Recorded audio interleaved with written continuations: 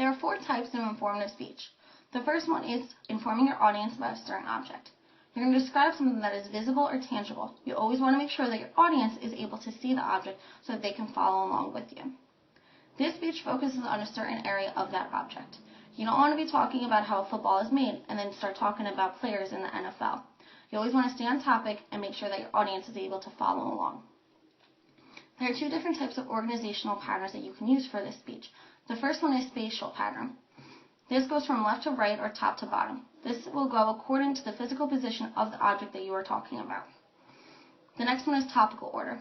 This breaks down the speech into subpoints, which is a little bit easier for your audience to follow along if you are talking about a lot of things. The next informative speech is about a process.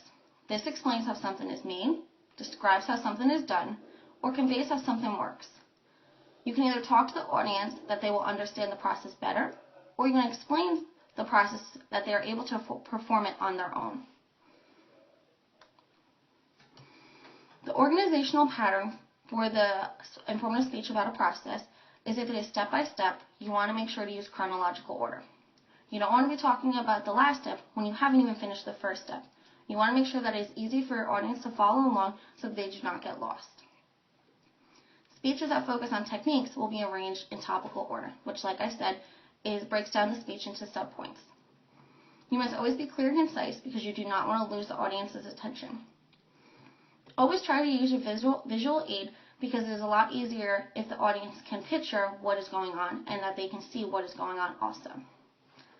Julian will now talk about the other 2 informative speeches that we are going to talk about.